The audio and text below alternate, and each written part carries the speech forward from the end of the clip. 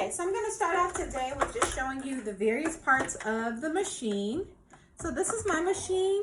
I have a Brother JX2517. I also have another machine, two other machines, but this is the machine that I use for the majority of my projects. It's the easiest. It works hard. I've had it over about 4 years now, 3 or 4 years now. And it works great. I have a baby, so if you hear him in the background, he is just providing a little soundtrack, a little entertainment for you, if you will, because he will not take a nap. So he's just gonna have to be here. So these are the parts of the machine. It will help you to know what it is that you're talking about when I am reviewing the machine. So like I said, every machine is different. Most Brothers will work, that is not a computerized machine, that's just a basic crank machine, will look similar to this one. If you have a different machine that loads with the bobbin on the top, then it will most likely work the way that this machine works. So just to start off, just very basically, when you get the machine out of the box, you're going to need to, of course, plug in the pedal.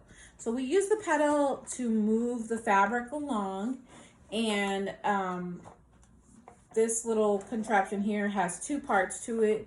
One plug goes into the wall and one plug goes to the pedal. And this is what my pedal looks like.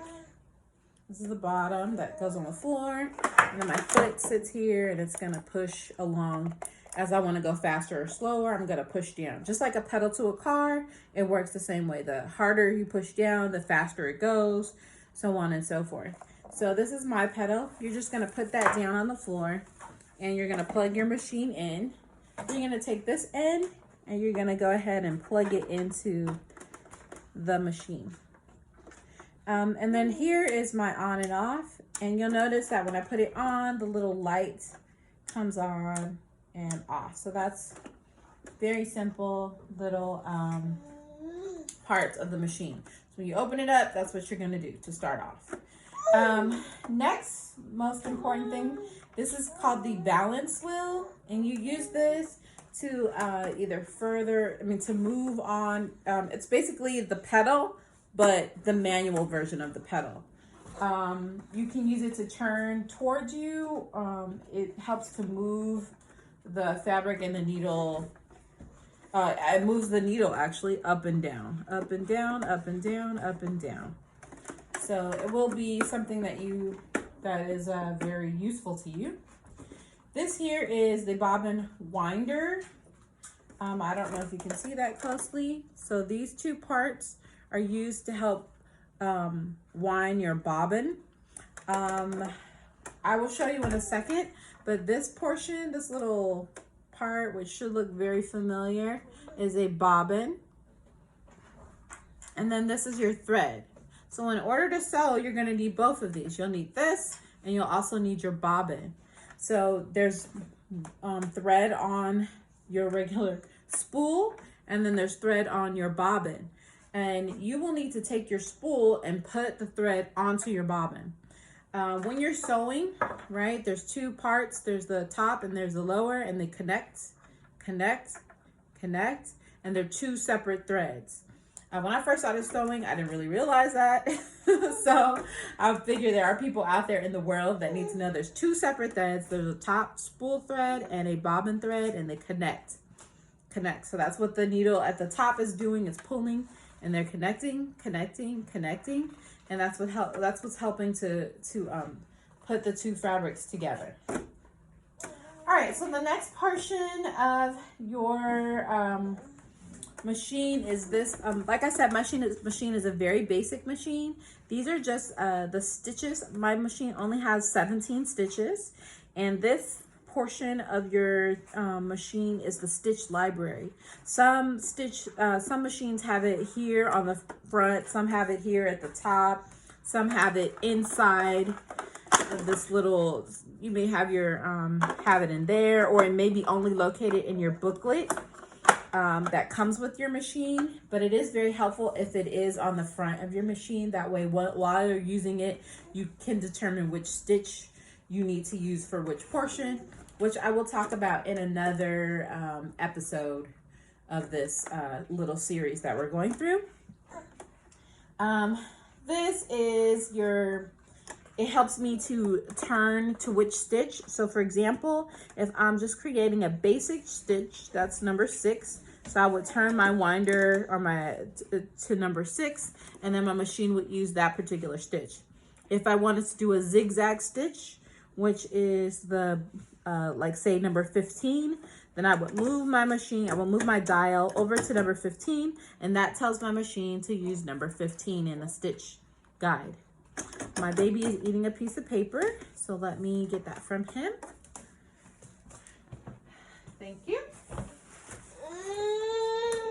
Okay, next is your needle. This is a very important part of your machine. You can buy additional needles. There's various types of needles. This needle that I'm using is just a general needle. There are several different types. For example, there are needles that are for different fabrics, for different uses. This machine just came with a general needle, and so that is the one that I am using. I also bought some, so I have some other ones that I have. When you are building your sewing utensils, you may want to get various types of needles depending on the types of projects that you want to do. If you want to do something with jeans, you're going to need a thicker, sturdier needle for those types of projects.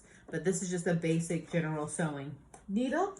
This is my tension dial.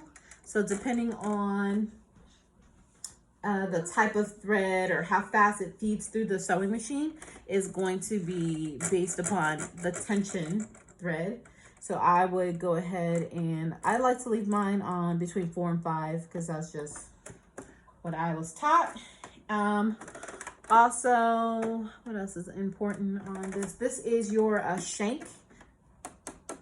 It helps your machine to go up and down. So when you're using this lever, you're going to use this lever to move your shank up and down, up and down, up and down. This particular machine, like if this needle broke, which is possible, it happens all the time, then you would use your the little screw on the side to unscrew your needle and put in a new needle. Also is this foot. There are various types of feet. Foots. There are various types of feet. This particular foot it's just a general foot, but there are several different types, and I will probably do another lesson on the types of presser feet. But this is just a general foot that comes with the machine. There are several types of feet depending on what your project entails. And as you can see, just simple, it goes how simple and easy it goes back onto my machine. Yeah. What else is important?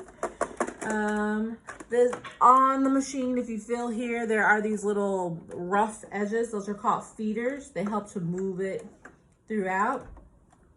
This is the removable free arm. So depending on what you're working on, you can use it to help put the machine, like if it's an armhole, for example, then you could put the machine over this and feed it through as you are working on that particular project.